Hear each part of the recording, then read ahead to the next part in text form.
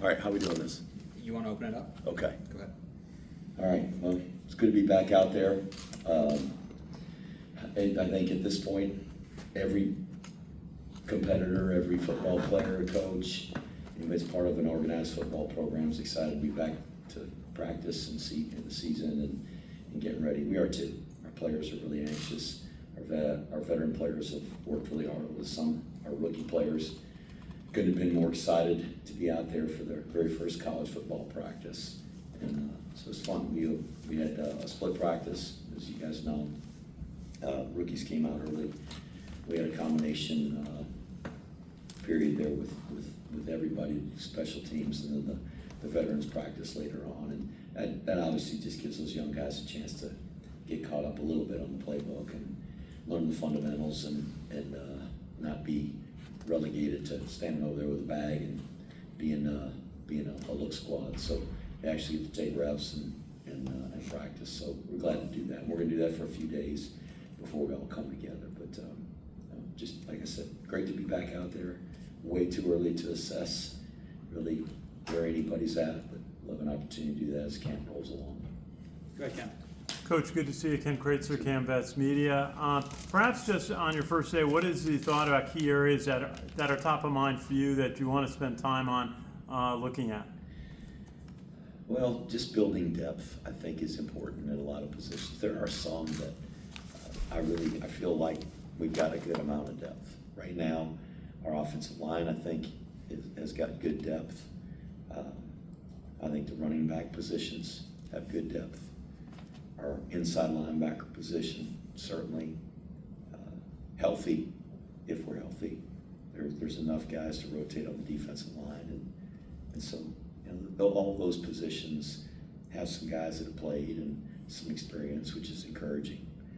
The other positions, we're going to have to build that and really figure out who can make contributions both offensively and defensively, as well as be players we can count on to be the special teams guys. And we're going to need plenty of those guys to fill in those gaps where we've lost senior players to graduation. And a lot of the guys that are playing now that are starters, they cut their teeth on special teams.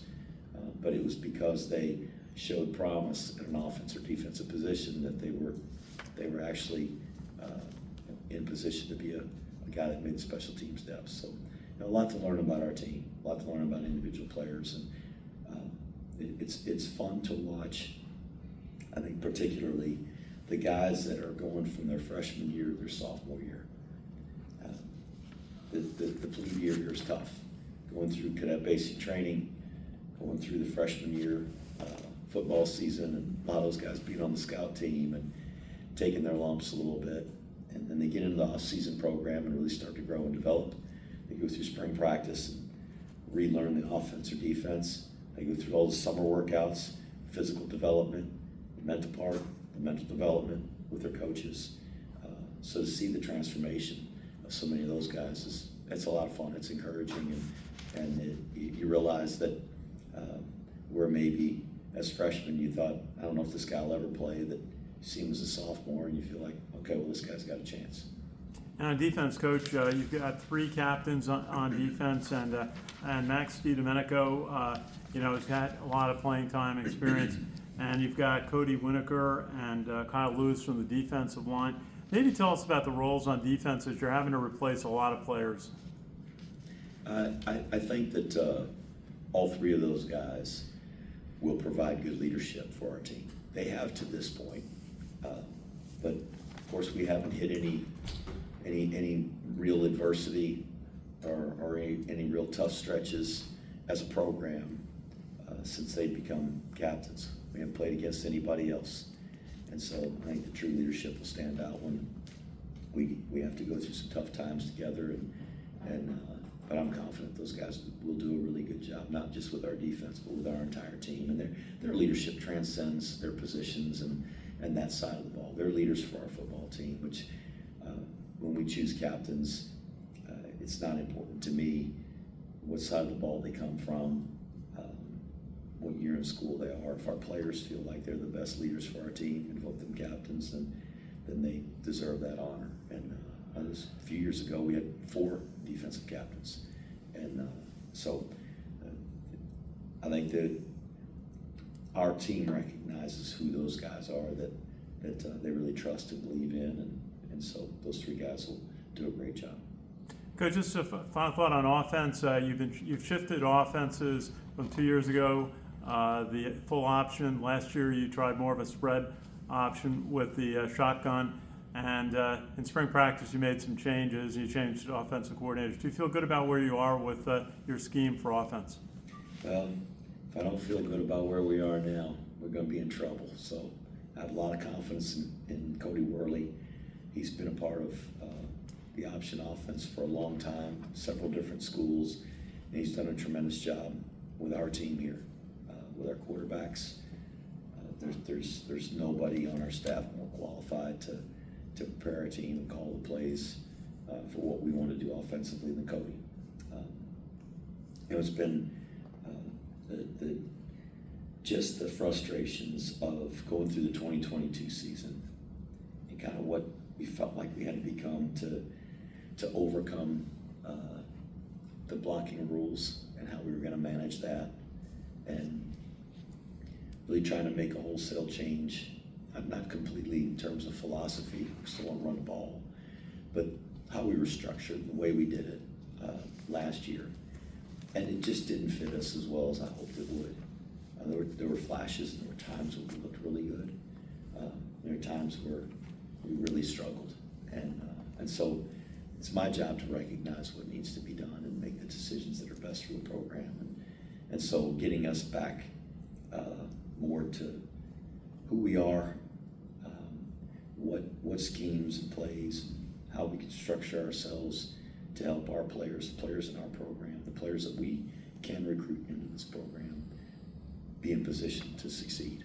And so I feel better about where we are, probably just because I'm way more familiar with the things we're doing, and it's, you know, a lot of our pieces that we've done in the past, and a lot of our pieces that we took from what we did last year. And so I think that we'll find an identity in what we're best at and major in those areas. Thank you. Coach, you have 6 guys at quarterback position, of course. Bryson, how do you feel about them? What makes one player stand out besides Bryson among the rest of them as you look for a backup, or for your number 2 backup? I think one is how well do they lead the team in that unit? Do the other guys in that unit respond to that player, and do they perform when he's in the huddle and in the game with them? The bottom line is the quarterback's got to take his team up and down the field and score. And if a guy is capable of doing that, then he's going to be an effective quarterback for us. So really determining who does that best, who has the confidence to step in and lead, and who our players have confidence in when they're there in the huddle. And it becomes apparent. I think it's recognizable that our players respond to certain guys. Certainly with Bryson Daly, having been our quarterback for an entire season, being a starter, he's a team captain, so that it's already an indication of the level of trust and belief that our players have in him. But when he steps in the huddle, there's a level of confidence. And so the next guy behind him is going to be the one that's closest to Bryson in that regard. Doesn't have to be the most talented, doesn't have to be the oldest or most experienced in the program. Just needs to be the guy that does that for our team and for that unit. Is it open right now? Is it wide open? Certainly. And I hope there's enough healthy competition that every position feels like this thing can go either way. I mean, we came out of last season, the starters, guys that started the last game, they had earned that spot for a reason. We went through spring ball, we came out of spring ball, the guys were positioned as starters coming out of spring practice. It's theirs to lose because they're at the top of the depth chart right now, but it doesn't mean that they won't. And other guys are competing and working hard because they want to play and contribute. They care about this team, this brotherhood, and there's nothing better than the feeling of being out there on the field and contributing to success for your team. And so I anticipate that there'll be healthy competition there at the quarterback spot, and I hope every other place is on our team as well.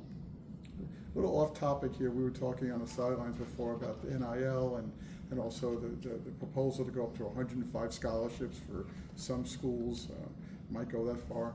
How does that impact, you've always said about how you're going to get kids who didn't get scholarships someplace else and they come here to play Division I. How do you think that might impact the West Point and the other academies? Well, we've got other guys. We've got guys on our team that had other scholarship offers.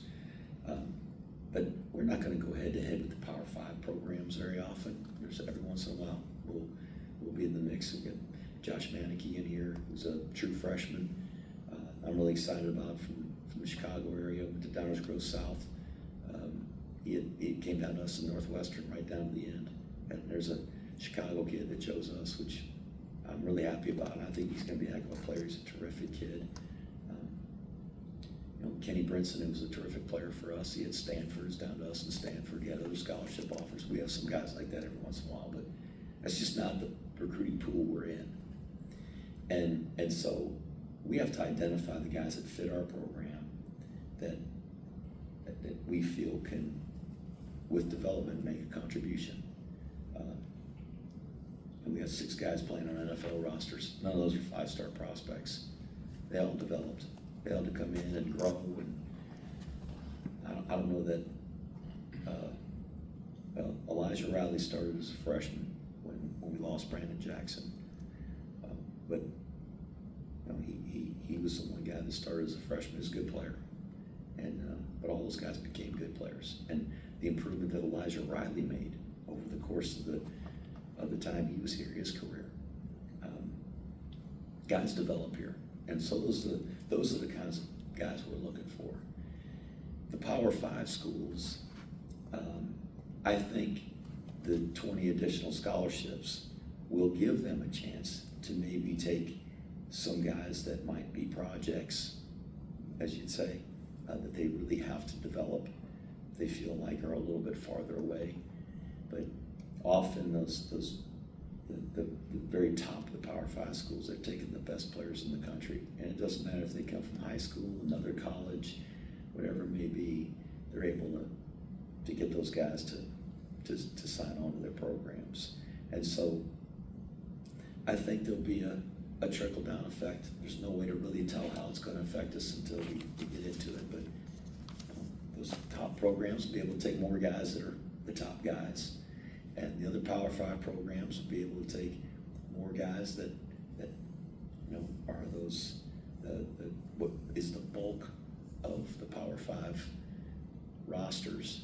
Really good players, Power 5 players, but probably the top end guys that you'd see in the Group of 5 will have more scholarship opportunities in Power 5 programs, and then the Group of 5 will be, they'll be in competition for those top Group of 5 guys, the guys that make up their rosters, and maybe even the best FCS players. I mean, I only anticipate that. So I think there will be more guys that find themselves maybe in some different recruiting pools than they would have been, but consider every walk-on at every one of those major programs. And whether it's Clemson or Georgia or Alabama or Oregon, Ohio State's, the top programs, and they've got 40 walk-on players. What happens to those guys? Are they good enough to be scholarship players? Are they better? Are they a better scholarship player or a better investment as a scholarship player for one of those 86 through 105s than somebody that Ohio State or Oregon can go get from another Power 5 school to transfer, or from a Group of 5 school to transfer? Well, some of those guys are going to take up those scholarships, and probably the guys at Ohio State and Michigan and Oregon and Alabama and Clemson and Florida State that don't get a scholarship from the school where they're at, they're going to find themselves in conversations for scholarships at other colleges, other Power 5s, Group of 5s, and so I think it's all going to shake out. I stand with all the other coaches around the country that are against roster limitations. I think it's bad for the game. That anything that takes opportunities away from young people to play sports, I think is bad. And unfortunately, there's now conversations about schools that feel like they're going to have to drop sports or reduce the number of sports or reduce scholarships in certain sports. That's taking opportunities away from young people, and I don't like that. But unfortunately, fortunately, we're in a position in college sports right now where players, student athletes, can benefit monetarily from playing college sports, and I think it's fantastic.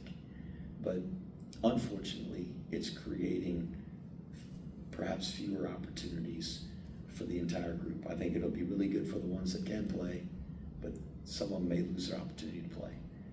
Fortunately for us, because we are not part of the large group of schools that are able to revenue share with our student athletes, puts us in a different category. So we won't have the 105 limitation. We're essentially a non-scholarship school. Everybody at this school is on the exact same scholarship. Yes, they get a scholarship, but it's not a football scholarship or a volleyball scholarship. They can't have NIL. They can't get cost of attendance. They can't revenue share. So we're in a little different conversation. But I'm sure there'll be some trickle-down effect. But talk to our staff about it. And I think we've got to approach recruiting the same way as we have in the past. We're going to recruit high school players. We're going to bring them in and develop them. We don't have access to the transfer portal like other schools do. Our mechanism for roster replacement is recruiting high school players, retaining them, and developing them. Sorry for the long-winded answer. No, thank you. Go ahead, Ken. Hey, Jeff. Hi, Ken. What was your core message to the team, other than, get to practice on time, hustle, blah, blah, blah? What's your core message to this team before practice here? What is it that you want to have them understand? Do a great job of learning your assignments and paying attention to the coaching that you're getting every day in the classroom and on the field. There's a pace to our practice. Be efficient, be fast, be physical when we practice, all things that we can control. Be fanatical about the fundamentals that go along with your position, because we are going to have to be exact in our fundamentals to be able to have success in a one-on-one matchup. We are not talented enough to just show up to practice, to roll the balls out and say, well, Army's here and we're going to win games. We will have to play really hard and really fast and be almost perfect on assignment. Strive to play fundamental football as well as we can possibly play it, and be really tough. And that's the only way we're going to have a chance to win. That's my message to them going into practice. It's my message to them 365 days a year, because it's who we are. We are not a talented enough football team to win games on talent. We got to do all the other things, because probably every team we play will be more talented than us, and certainly at least as talented as we are. It's not your first rodeo here, so what's your theory on embracing the past, learning lessons, versus wiping the slate clean? Well, our football team this year hadn't won a single game. They don't have a trophy that they can claim. There's not an accomplishment that this team can claim yet. So there's a lot to learn. Past experiences. I've got past experiences in my career, in my life. Hopefully I'll learn from those past experiences, good, bad, or in between. our players have experiences. We got players that come in here from high schools and different experiences prior to coming to school here, whether they're true freshmen or they're seniors. They had some experiences in football. They likely draw from those experiences, good, bad, or in between. We've got players on this team that have been part of championship programs. Guys on this team that have played in and won bowl games. We've got guys on this team that have played in CIC games and won those games, and been part of teams that won Commander Chiefs Trophy, but this team hasn't won anything. So it's just being healthy about the understanding of what needs to be done and who we are, and where we can draw wisdom from to help ourselves be successful. You were at the AAC meetings last week. What was the vibe about having Army join the league and the new camaraderie you have with those coaches? So it really is a privilege and honor for us to be a part of that conference. It's there's a lot of really good football teams. There's a ton of talent in that. It's a talented league. You see guys every year from those schools going to the NFL, playing at a really high level. There's players in that league that have gone to Power 5 schools. There's Power 5 players that transferred into schools in our league, and it's very well coached. There's some outstanding coaches in the American Athletic Conference. So it'll be a challenge every single time we play a game in that league. It's hard to win a college football game. It's really hard for Army to win a college football game.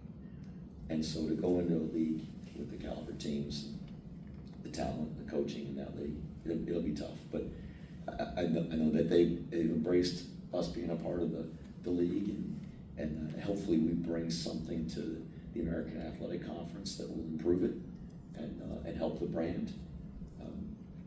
I know a lot of the coaches in that league and have developed friendships over the year. We've played some of those teams in the past, and though they're not the same football teams, and we aren't either, good football teams, good programs, great schools, and I'm really excited about Tim Burnett, the commissioner. He's a go-getter, and he's really pushing the brand of the league, and I think that's good for our school. Every school is a part of the American. Jeff, you mentioned earlier about how there's some areas in this team that are bringing back a lot of talent, a lot of experience. What are your areas of need? What are your points of emphasis, at least in the early part of this camp?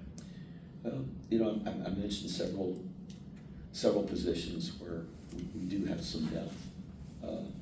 Probably all the ones that I didn't mention, I got some concern about that we need to develop depth and find out a lot about the guys at that position, what they're capable of, and who's gonna be the guys we can count on if the starter goes down. And at some point that's gonna happen. Hopefully not too often, but it's gonna happen. Are you happiest with the ones, but you're just concerned about the 2, 3, 4s? I think probably every one of our starting positions, I feel like we could get those guys ready and have a fighting chance. But as I said, you can't play with 22 guys the entire season. Some of those positions have a guy that I think is very capable of stepping in and playing as well or close to the starter. But if you said of those 22 positions, if you had to go to the backup, and how great would you feel about starting the second 22? Well, there might be 11 of those. The other 11 we got to find out, and we got to develop. We're going to wrap up with Joe. Go ahead on Zoom. Hey, Coach Monken. So, one of the unique challenges of coaching at West Point is, unlike any of your opponents that you'll play this year for the most part, all your players just came off of summer military training relatively recently. How does the team look from a health and conditioning standpoint coming out of their summer training? All the freshmen don't look so good. They never do. They've been through cadet basic training for the last 4 weeks, and some of them lost some weight and just a little leg weary because there's physical training every morning or almost every morning with those guys, and that's part of the West Point experience. And it's important that they do that, and I know those guys enjoy the experience and the opportunity to be with their classmates and learn and prepare themselves to be cadets. But our veteran players have been on campus since the start of June. Pardon me. So I think they're in really good physical condition. Coach Hughes and our strength staff, Jackie McCann, Tim Kelly, our training staff, done a really good job of getting those guys ready to go. We had just a handful of guys, fewer than 5 of our entire roster that weren't able to go out and practice 100% today. And all of those injuries, with the exception of one, happened over the summer. They pulled a muscle or they had something happen during summer training as they were preparing for preseason camp. So they've done a marvelous job of getting the guys ready, but the credit goes to our players. Just the things they did all summer long to work hard to get themselves in condition, nutrition and hydration and sleep and all of the necessary things from a physiological standpoint to prepare themselves, they've done. And our guys, they want to compete at a high level. They know what a challenge it's going to be for them to win, and I'm proud of the effort that they put in. So now we got to keep them healthy and keep them out there. You got any more? Coach, go ahead. Are we done? Or we have time for Go ahead, Joe. Last one. Okay. So, Coach, last year the kicking game was one of the strengths of the team for sure. Quinn Moretsky was darn near automatic on field goals and extra points, and Cole Talley was great on kickoffs. Punting was a little more inconsistent. We saw some struggles in the spring game. How do you feel about the place kicking and punting right now going into the fall camp? It's going to be interesting to see how that shakes out. Cooper Allen was the starter a year ago, and coming out of spring, Matthew Rhodes had kind of taken that starting position, so there's going to be some competition there. At the kicking positions, Trey Granati came out of spring probably as the place kicker. I know Anderson Britton has a really good kickoff leg, and so I think he'll be competing for that spot. Owen Walter is at the top of the depth chart for long snapper, and those are all new names. So it'll be interesting to see how that shakes out as we go through camp. And we don't have to make a decision until August 30th on that. We need to do a great job of protecting those kickers and protecting the punters, covering our kicks and punts, and taking the pressure off of those specialists and letting them do their job. But there's nobody that will do a better job of preparing them and having them ready and having our kicking game ready to go to the Coast of Terrio. Last one. Go ahead, Ken. Coach, just wonder if you could give an update on Tyrell Robinson. I know he's been struggling coming back from injuries. Well, purposefully, we've taken our time with this one. Obviously had the knee injury a couple years ago, re-injured the same knee. And so we've taken a little bit longer to make sure he's ready to go. And that's not only to play, but so it's completely healthy, so he's able to commission as an officer in the United States military. So we're coming along, and he's way ahead of where maybe the typical guy would be. He's so powerful and so athletic. He just naturally, his body responds to the training and to the rehabilitation. So he's doing a really good job. I don't have a date for when he'll return to full go, but he's running, he's changing directions. We're just not prepared yet to put him on the field and practice, but I don't know that we're too far away from that. Thanks, Coach. You bet. Thanks, everybody. Thank you, Coach. Thank you, guys.